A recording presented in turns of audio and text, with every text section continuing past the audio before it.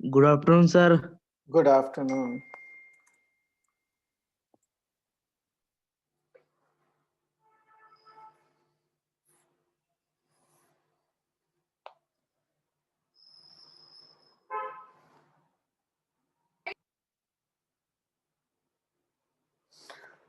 Let's start in a minute's time. Okay, we will start with the new chapter today, linear programming.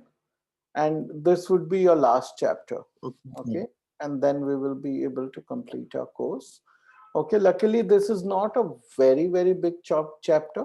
Okay, so it shouldn't take us a lot of classes. Okay इसमें questions के variations भी बहुत अधिक नहीं होते हैं. It's actually आप इसका कॉन्सेप्ट समझ लेंगे तो आसान चैप्टर है ये. Okay Okay, sir. so let's get started. Please switch on your videos so that I can get started.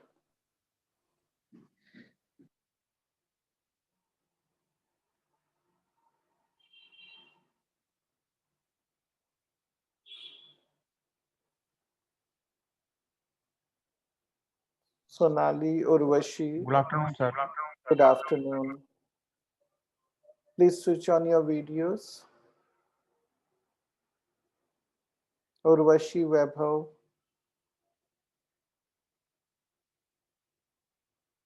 बेटा वीडियो ऑन कर लीजिए तो हम शुरू कर पाएंगे.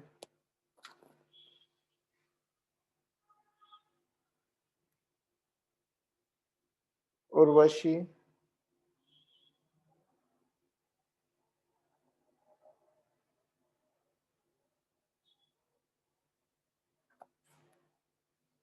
Urvashi,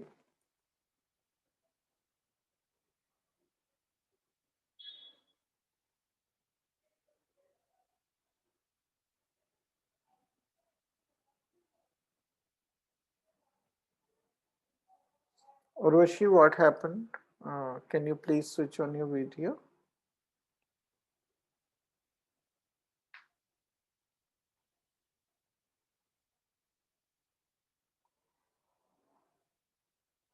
I'm getting started. I'll check again, Urvashi, in the next 4-5 minutes. I'll check again. तब तक आप वीडियो प्लीज ऑन करिए. Okay, so the thing that we are going to talk about is linear programming. ठीक है, तो actually इसका जो नाम है चैप्टर का वो थोड़ा सा कई बार स्टूडेंट्स को मिसलीडिंग लग सकता है कि इसमें हम जैसे कि कोई प्रोग्रामिंग सीख रहे हैं, right. It's actually the meaning of linear programming is actually linear optimization. ठीक है, तो although that is the name of the topic, हमें जो समझना है अपने दिमाग में वो ये समझना है कि ये एक ऑप्टिमाइजेशन टेक्निक है. ओके तो ऑप्टिमाइज करने का क्या मतलब होता है किसी भी चीज को? ऑप्टिमाइज करने का मतलब है कि उसकी एक ऑप्टिमल वैल्यू यानी कि उसकी बेस्ट पॉसिबल वैल्यू को निकालना. ठीक है, तो इस केस में हम जो ऑप्टिमल वैल्यू निकालते हैं या तो वो मिनिमम वैल्यू होती है किसी चीज की या मैक्सिमम वैल्यू होती है, depending on what type of problem we are solving. कहीं पे हम चीजों को मैक्सिमाइज हो तो अच्छा है, जैसे प्रॉफिट अगर हम निकाल रहे हैं तो हम उस तरह से ऑपरेशंस को रन करना चाहेंगे कि हमारा प्रॉफिट मैक्सिमम हो. उसी तरीके से अगर मान लीजिए हमें कॉस्ट्स हैं तो कॉस्ट को कम करना चाहेंगे, अगर एरर परसेंटेज है तो उसको कम करना चाहेंगे. और जब बहुत सारी चीजें एक साथ हमें सॉल्व करनी होती है तब हमारे लिए लीनियर प्रोग्रामिंग एक बहुत ही अच्छा साधन होता है उस तरह के प्रॉब्लम्स को सॉल्व करने के. ठीक है, तो अब हम ये प्रॉब्लम्स को किस तरह सॉल्व करते हैं तो उससे के लिए हमें समझना है कि इनमें इंपॉर्टेंट चीजें क्या गिवन होती है हमें जिससे हम ये प्रॉब्लम सॉल्व करते हैं. ठीक है, तो ऑप्टिमाइजेशन प्रॉब्लम्स को सॉल्व करने में जो सबसे पहली हमारी इंपॉर्टेंट चीज है वो होते हैं decision variables. Okay, decision variables वो वेरिएबल्स हैं जिनके ऊपर हमें डिसीजन लेना है. ठीक है, तो मान के चलिए कि हम कोई प्रोडक्शन करते हैं और उस प्रोडक्शन में हमको मशीन ए की भी जरूरत पड़ती है, मशीन बी की भी जरूरत पड़ती है। तो time taken from machine A could be one variable and time taken by machine B could be the other variable. Okay, तो जिन चीजों पे हमें डिसीजन लेना होता है वो हमारे डिसीजन वेरिएबल्स होते हैं, इन्हीं के बेसिस पे हम डिसीजन लेते हैं। या फिर आप ये समझ सकते हैं कि ये वो वेरिएबल्स हैं जिनको हम वेरी कर सकते हैं to come to an optimal solution.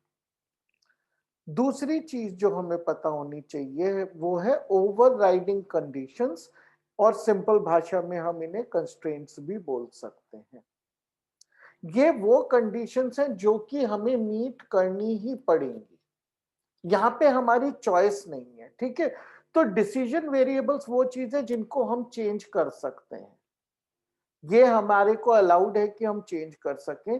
Constraints वो कंडीशंस हैं जिनको हम चेंज नहीं कर सकते, ये हमारी प्रॉब्लम सॉल्विंग के कंस्ट्रेंट है, या फिर वो कंडीशंस है जो ओवरराइडिंग है, वो बाकी सब कंडीशंस के ऊपर है, ठीक है। तो जैसे कि मान के चलिए एक कंपनी है जिसमें कि हम कुछ प्रोडक्शन कर रहे हैं और वो कंपनी केवल 8 घंटे ही ऑन रह सकती है, गवर्नमेंट का रूल है, तो वो उस कंपनी का कंस्ट्रेंट हो गया, ठीक है। फिर तीसरी चीज है ऑब्जेक्टिव फंक्शन। ऑब्जेक्टिव फंक्शन क्या चीज होती है? Objective function is a function of decision variables, और इसी को हम या तो मैक्सिमाइज करना चाहते हैं या फिर मिनिमाइज करना चाहते हैं, और ये किस चीज का फंक्शन होता है? डिसीजन वेरिएबल्स का फंक्शन होता है, ठीक है। हाँ बोलिए कार्तिक।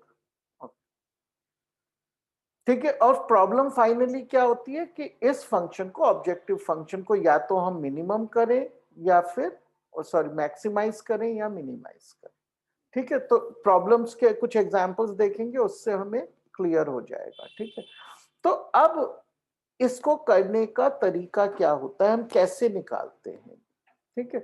तो ये समझने के लिए सबसे पहली चीज हमको ये समझनी है, even before I come here, कि ये तो सब समझ आ गया, अब इसको लीनियर क्यों कह रहे हैं हमको ये भी समझ लेना चाहिए, ठीक है। हम इसको लीनियर इसलिए कह रहे हैं कि जो भी हमारे कंस्ट्रेंट्स हैं, जो हमारा ऑब्जेक्टिव फंक्शन है, ये सब क्या है? कंस्ट्रेंट्स, ऑब्जेक्टिव फंक्शन, सब ये फंक्शंस हैं डिसीजन वेरिएबल्स के। तो ये जितने भी फंक्शंस की हम बात कर रहे हैं ये सब लीनियर होने चाहिए, ठीक है। तो हम केवल उसी तरह की प्रॉब्लम्स को समझने की कोशिश कर रहे हैं जिसमें कि हमारे कंस्ट्रेंट्स हो, चाहे ऑब्जेक्टिव फंक्शन हो, सब कुछ लीनियर होता है। रियल लाइफ में लीनियर हो ये जरूरी नहीं है, this is just a simplified case of the real life problems, जहां पे अजम्पशन है कि ये लीनियर हो, और हमारे लिए केवल एग्जाम में लीनियर ही आएगा, ओके। तो ये लीनियर की बात हो गई। तो अब हम ये किस तरीके से प्रॉब्लम्स को सॉल्व करते हैं, देखिए बहुत ही आसान होता है। हम मान लीजिए ग्राफ बनाते हैं और हमारे पास जो प्रॉब्लम्स आएंगे वो 2 ही वेरिएबल के आने हैं, ठीक है, क्योंकि विजुअलाइज करना 3 वेरिएबल में कठिन हो जाता है, 3D ग्राफ्स हम बना नहीं पाते हैं, राइट। तो हमें 2 ही वेरिएबल्स हैं, तो एक हम एक्स वेरिएबल ले लेते हैं, एक वाई ले लेते हैं। फिर हम क्या करते हैं कि जितने भी कंस्ट्रेंट्स हैं they are linear, so they will translate into a line, तो वो हम सब लाइन ड्रॉ कर लेते हैं ऐसे करके। अब हमारी सारी लाइंस ड्रॉ हो जाती हैं, तो क्या होता है कि इस लाइन के एक तरफ का रीजन कंस्ट्रेंट अलाउ करता है, एक तरफ का रीजन कंस्ट्रेंट अलाउ नहीं करता है। तो मान लीजिए ये वाली जो लाइन है इसका केवल ये साइड अलाउड है, सिमिलरली इस वाली लाइन का केवल बॉटम साइड अलाउड है, और मान लीजिए इस वाली लाइन का केवल टुवर्ड्स द राइट अलाउड है, तो ये अलाउड हो गया, एंड सो ऑन। तो जो एरिया इन सब कंस्ट्रेंट्स के लिए कॉमन एरिया होता है, वो कौन सा एरिया है जहां पे सारे कंस्ट्रेंट्स ट्रू हैं, और ऐसे एरिया को जहां सारे कंस्ट्रेंट्स ट्रू हैं, where all constraints are true,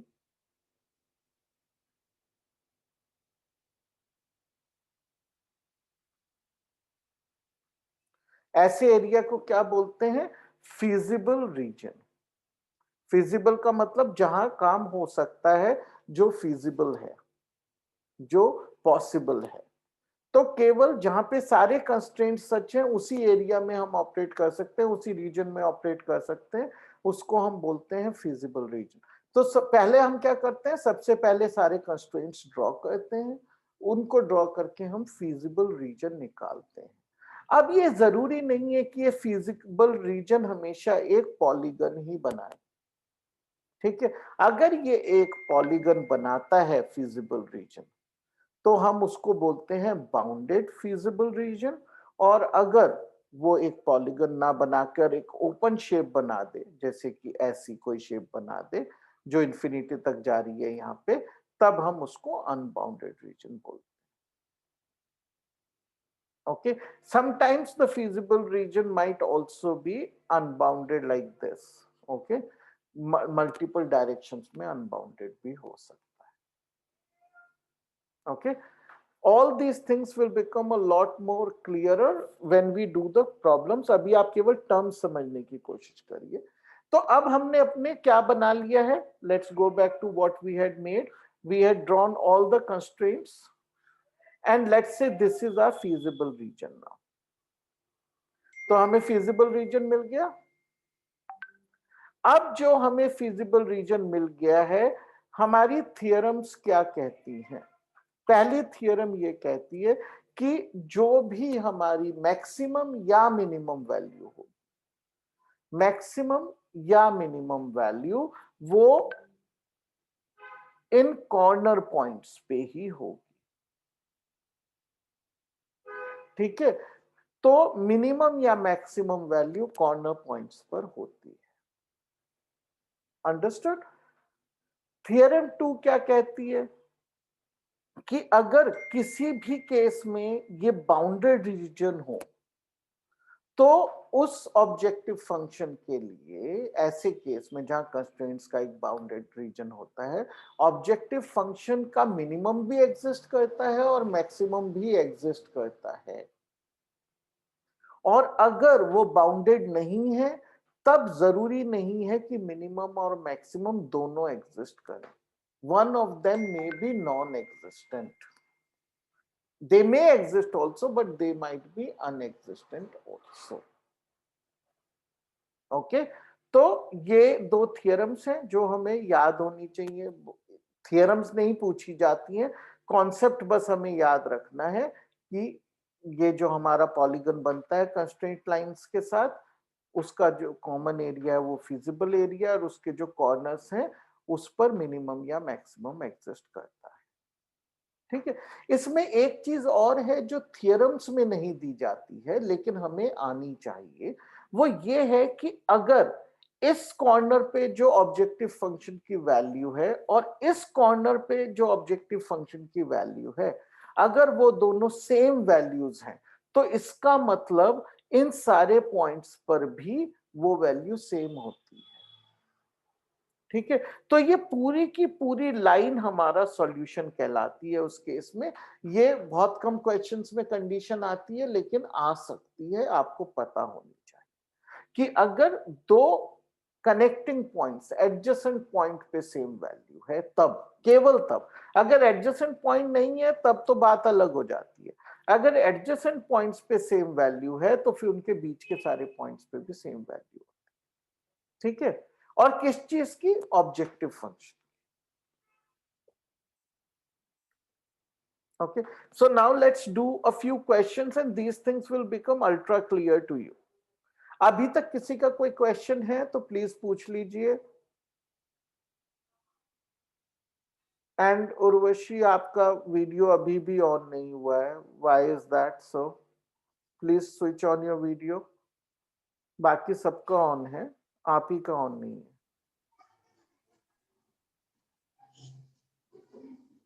Urvashi,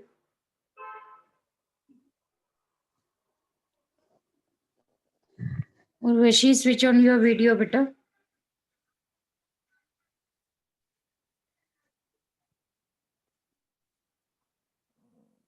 she has left. Okay, no worries. I'll continue. Solve the following linear programming problem graphically. ठीक है, अब प्रॉब्लम क्या है, हमें मैक्सिमाइज करना है z को। 4x प्लस वाई है z, मैक्सिमाइज z को करना है, तो ये बताइए z क्या है, व्हाट इज z? जो मैंने टर्म्स बताए हैं उनमें से कौन सा टर्म यूज करेंगे आप z के लिए? Somebody, Karthik, can you answer that question?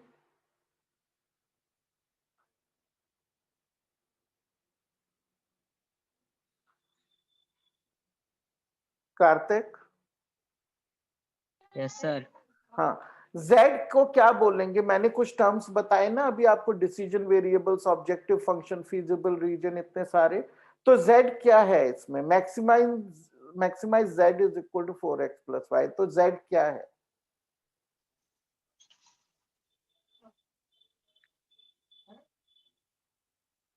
देखिए, इसको हम मैक्सिमाइज करने की कोशिश कर रहे हैं। मैक्सिमाइज या मिनिमाइज किसको करते हैं हम? कॉर्नर को। नहीं नहीं, कॉर्नर पे मैक्सिमम या मिनिमम होता है, कॉर्नर पर होता है, लेकिन मैक्सिमाइज मिनिमाइज किस चीज को करते हैं हम? ऑब्जेक्टिव फंक्शन को। तो z जो है is a function of x and y which is called the objective function. तो यहां पे हमारा ऑब्जेक्टिव फंक्शन क्या है? Objective function, okay, let me call it as OF, okay, objective function. ऐसा कोई एब्रिविएशन नहीं होता है, मैं ही लिख रहा हूं थोड़ा समय बचाने के लिए। सो z is the objective function. अब ये बताइए, ये x और y क्या है? टर्मिनोलॉजी के हिसाब से बताइए, x और y क्या है? कोई और बताए इस बार। मनीष आप बताइए, x और y क्या है? Manish?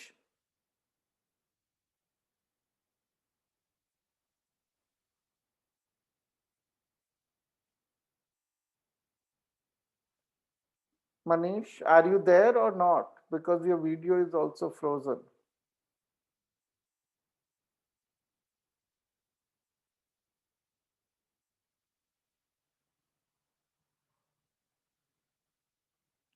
Vaibhav, can you answer this question?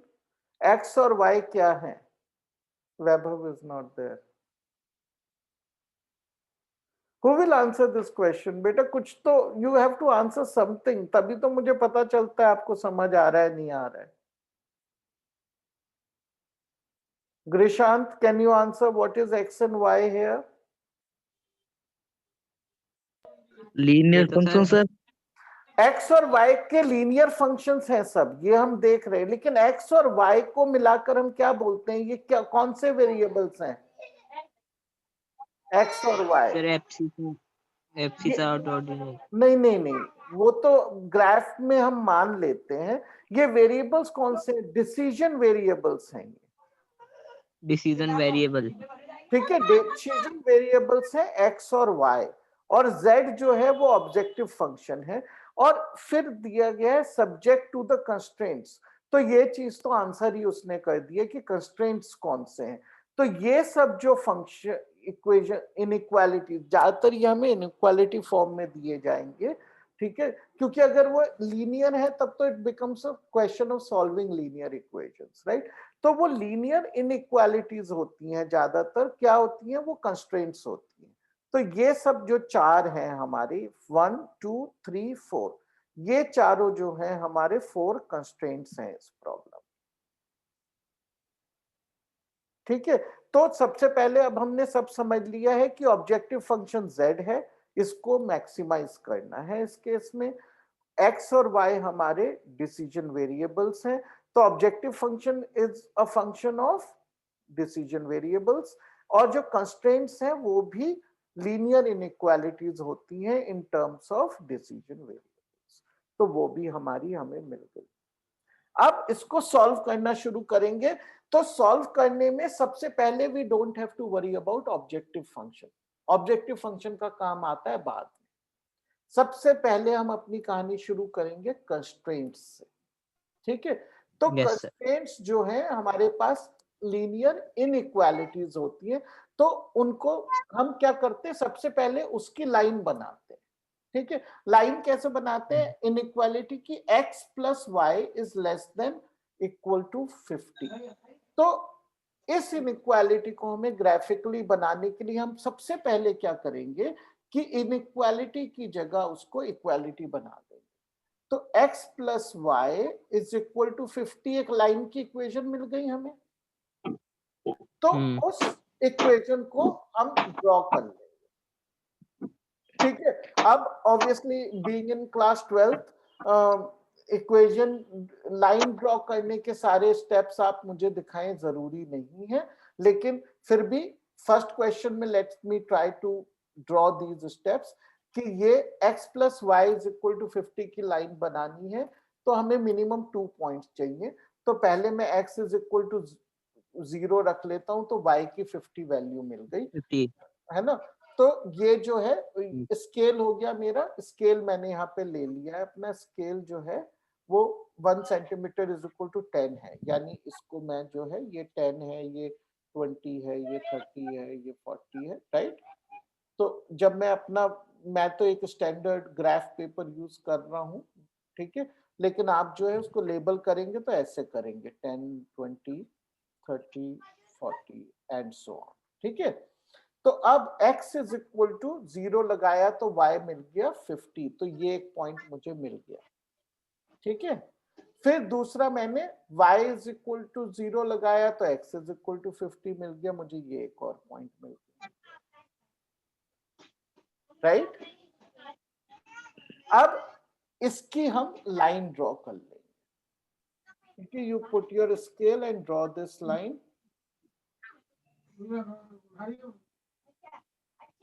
Okay, ये हमारी लाइन ड्रॉ हो गई। अब जो है आप मुझे ये बताइए, ये तो लाइन ड्रॉ हुई, लेकिन हमें तो इनइक्वालिटी ड्रॉ करनी थी। इनइक्वालिटी है x plus y is less than equal to 50, ठीक है। तो कौन सी साइड इस लाइन की हमारे लिए अलाउड है, ये वाली या ये वाली या ये वाली, कौन सी अलाउड साइड है? सर ये वाली, सर अंदर वाली, नीचे वाली, राइट। क्योंकि यहाँ पे अगर हम कोई भी वैल्यू x या y की लेते हैं, उनको ऐड करते हैं तो 50 से कम आएगी, राइट। तो ये इनइक्वालिटीज के चैप्टर में आप पहले ही क्लास में भी क्लास 9 में शायद इनइक्वालिटीज थे, तो आप उस समय ये चीज कर चुके हैं, राइट। तो अब जो है मैं यूजुअली आपको ड्रॉ करने की जरूरत नहीं है, लेकिन मैं एक्सप्लेन करने के लिए ये ड्रॉ कर रहा हूं कि ये मेरा फिजिबल रीजन इस साइड है, लेकिन केवल एक कंस्ट्रेंट की वजह से। अब दूसरा कंस्ट्रेंट ड्रॉ कर लेते हैं, 3x plus y is less than equal to 90। तो पहले लाइन ड्रॉ करेंगे, तो कैसे करेंगे, x की वैल्यू ले लेते हैं 0, तो y की वैल्यू 90 आ गई, 90. ये है 90, तो ये मुझे मिल गई y की वैल्यू, ठीक है। और y 0 रखेंगे तो x 30. हाँ, तो x आ जाएगा 30। मैं क्या करता हूँ कि कलर दूसरा यूज कर लेता हूँ just to keep life simpler. Okay, now let me draw this line.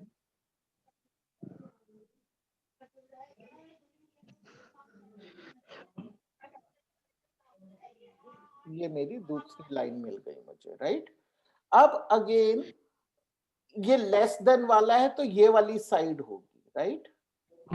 Yes, sir. Okay, ये पूरी साइड।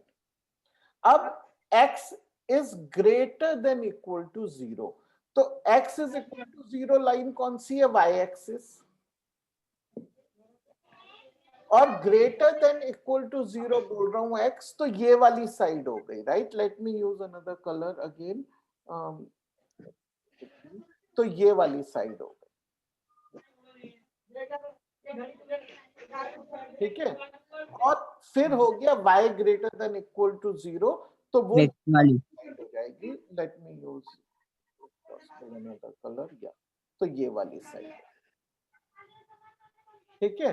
अब इसमें जो है कॉमन एरिया कौन सा है जहां पे हर तरह की लाइन आपको दिखाई दे रही है, वो कौन सा रीजन है? देखिए ये रीजन है, इसमें हमें जैसे वाली था। फ्लैट सब दिख रही है।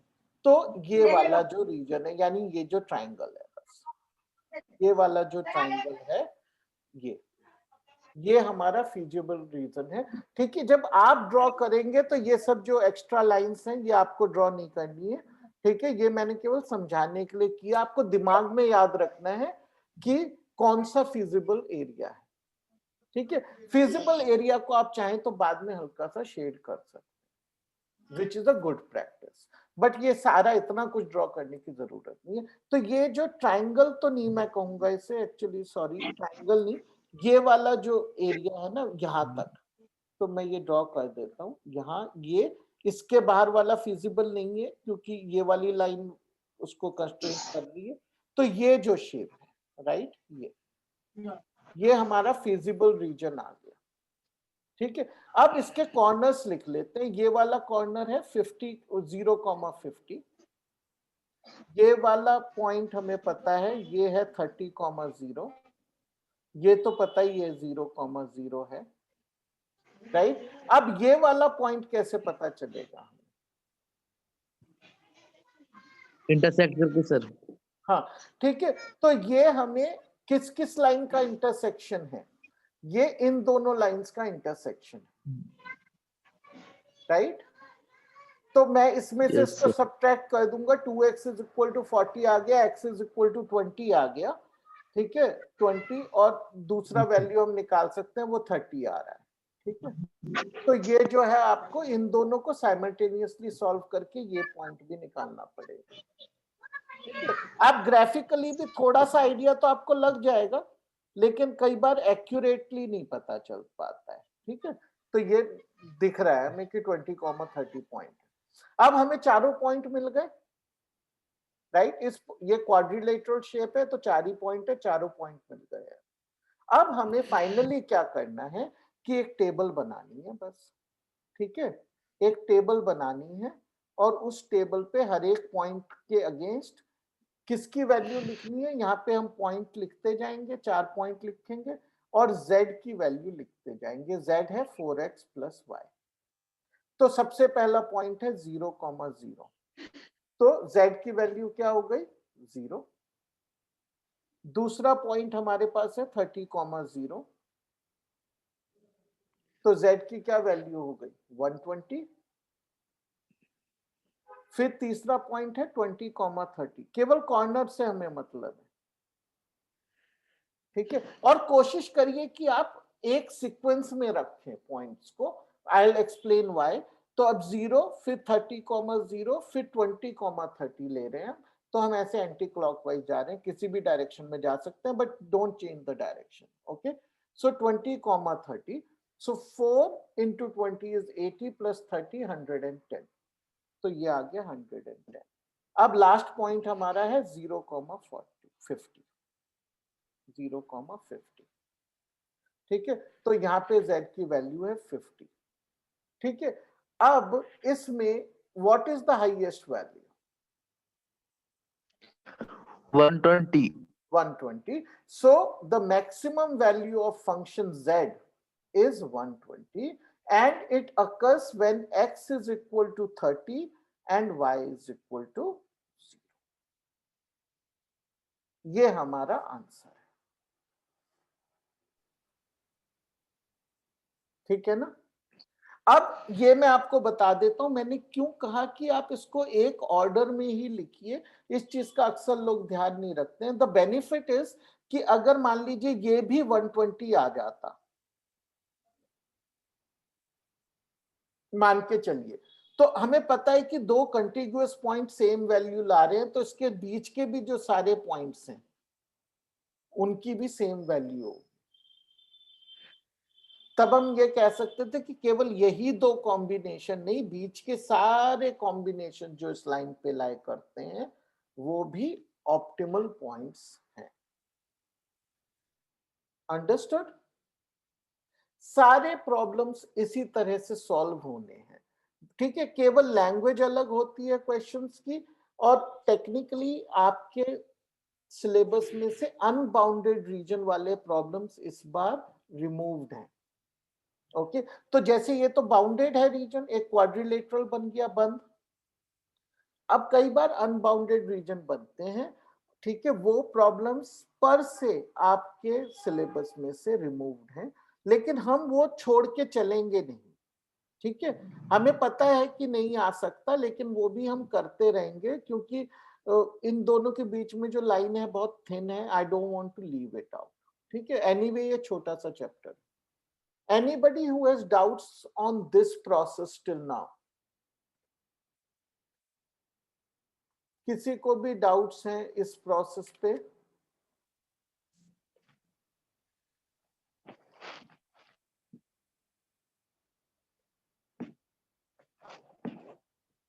Anyone? No doubts? Okay, so we have some time left. Let me see if we can try and do one more problem. Okay, so solve the following linear programming problem graphically. Okay, Z, sir आपकी screen show नहीं हो रही sir. मेरी screen नहीं दिख रही है आपको? Yes sir. अच्छा, और Kartik, can you see the screen? Kartik, screen दिख रही है बेटा आपको? Yes sir, yes sir. हाँ ग्रिशांत, मेरे ख्याल से ना स्क्रीन इज विजिबल, बिकॉज मेरा कनेक्शन तो टूटा नहीं है। Yes sir. हाँ, एक बार sir leave and come back. Yes sir, दिख रही है। ठीक है, ठीक है, ठीक है। ओके, तो अब फिर से एक बार देखते हैं z क्या होता है हमारा ऑब्जेक्टिव फंक्शन। ओके, x और y क्या है? Who will tell me x और y क्या है? Decision variables. और कंस्ट्रेंट्स कहां पे हैं? ये चार हमारे कंस्ट्रेंट्स हैं। सर अभी शो नहीं हो रही सर आपकी स्क्रीन। अच्छा, जाके आके नहीं हो रही है? एक सेकंड रुको। No sir. अब हो रही है? सर हो रही है सर। नो सर, सर लिखा आ रहा है बस। क्योंकि एक सेकंड, ठीक है, I will just wait for 1 minute, I will try again.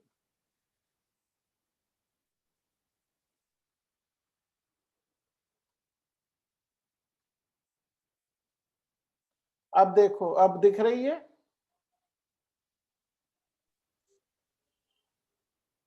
Prashant, can you see it now? No sir. Others can see it or not? No sir. Ma'am आपको सीट मेरी Yes, sir. Yes, sir. Sir मुझे दिख रही है sir screen. तो I think Nishant कोई problem है आपके साइड पे? बिकॉज आई कैन, हाँ इट्स ऑल रनिंग राइट। सो ठीक है, तो चलिए सुन के फॉलो करने की कोशिश करिए फिर। I can't help it. सो हमारे हमारे पास जो है ये कंस्ट्रेंट्स दिए हुए, हम एक एक करके कंस्ट्रेंट्स को ड्रॉ करेंगे। तो सबसे पहला है x plus y 2y is greater than equal to 10. Okay, so you could look at example 2 in the book. Okay, solved example 2 in the book and you will be able to read the question from there. So x plus 2y is greater than equal to 10. So x plus 2y की line बनाएंगे, तो y we can get as 5 when x is 0 and we can get x is equal to 10 when y is 0. Okay, तो ये हमारी जो है पहली line हमें मिल जाएगी ऐसे।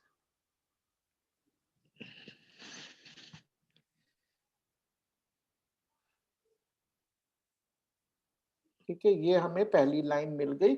और x प्लस y जो है वो इससे बड़ा है, राइट। x प्लस 2y जो है वो इससे बड़ा है, ग्रेटर देन इक्वल टू 10। ठीक है, तो इसका मतलब इसके ऊपर वाला रीजन हमारे लिए इंपॉर्टेंट है। अब दूसरी लाइन बनाते हैं, 3x plus 4y is less than equal to 24। Okay, so इसमें हमें क्या वैल्यू मिलती है, y को 0 रखते हैं तो हमें मिलता है x इज इक्वल टू 8। तो x इज इक्वल टू 8 मिल गया। अब हम क्या करते हैं, x को 0 रखते हैं, y इज इक्वल टू 6 मिल जाता है, तो ये मिल गया। ठीक है, वी ज्वाइन दिस, ठीक है, we get the second constraint line. But ये क्या है, लेस देन, तो इसके नीचे वाला एरिया। ओके, तो अब देखिए इस वाली लाइन के ऊपर का एरिया और इसके नीचे का एरिया। ओके, तो actually this is the only area which is common to these two regions. ठीक है, इसमें कई बार गलती क्या कर जाते हैं लोग, इस साइन पे ध्यान नहीं देते और ये पूरा एरिया चूज कर लेते। हमें पूरा नहीं लेना है, इस लाइन से ऊपर, ब्लैक वाली लाइन के ऊपर और रेड वाली के नीचे लेना है। तो ये केवल छोटा सा जो ट्राइंगल एरिया है यही है। बाकी कंस्ट्रेंट्स क्या है, बाकी कंस्ट्रेंट्स हमें बता रहे हैं कि केवल फर्स्ट क्वाड्रेंट है केवल, तो वो कोई हमें पता ही है कि इस एरिया में है। तो ये कॉमन एरिया हो गया चारों कंस्ट्रेंट का, ये ट्राइंगल। ठीक है, ये पॉइंट हमें पता है 0,6 है, ये पॉइंट 0,5 है। अब केवल एक पॉइंट पता करना रह गया ये। ठीक है, और ये पॉइंट आप सॉल्व करके निकाल सकते हैं, but I can see it very clearly, it is 4,3। okay, so I'll not spend time solving these equations, you can verify it. Okay, graphically I can see it is 4,3. So let me make my final table of objective function values at corner points. So हमारे points लिख लेते हैं। ठीक है, एक order में लिखेंगे तो क्लॉकवाइज हो एंटी क्लॉकवाइज हो, डजंट मैटर। सो इस बार मैं क्लॉकवाइज ले लेता हूँ जस्ट टू शो कि कोई फर्क नहीं पड़ता है। 4,3, तो ये हमारे पॉइंट्स हैं। हमें ऑब्जेक्टिव फंक्शन लेना है 200x प्लस 500y। ओके, सो ये इसमें क्या 500y 2500 हो गया, बस इसमें 6 into 500 हो गया, ये हो गया 3000 हो गया। ओके, अब third, this is 800 into plus 1500, 800 plus 1500 is 23। अब क्वेश्चन क्या है, मिनिमाइज। सो सबसे कम वैल्यू हमें पता है ये, right? So the answer is the least value of the objective function is 2300 at the point 4,3, or where x is equal to 2 and y is equal to 3. Okay sir, ठीक है sir. ठीक है, तो इस तरह से ये क्वेश्चंस होते हैं। We will do a few more questions in the next class, but you can attempt all your exercises. They are done this way. It's a very easy chapter. Okay? Okay sir, attendance ले लीजिए। हाँ, okay, yeah, sure. Okay, thank you. Thank you sir. Thank you. Bye bye.